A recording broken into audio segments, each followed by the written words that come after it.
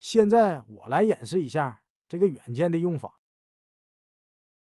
鼠标放到哪里，它就会放大哪里，这是它的一个主要功能之一。还有其他一些功能都在这里。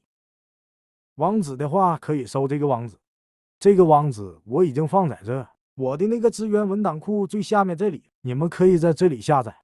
然后呢，你们可以根据它默认的快捷键进行一个设置，点击右键，点击这里。因为我这里设置了一个比较长的，防止我跟其他有冲突了。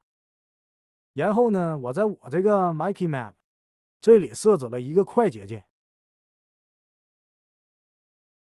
点击这里，然后这里设置一个快捷键。这样的话，我就按2个键就可以达到一个放大的功能了，就省去很多快捷键冲突的问题了。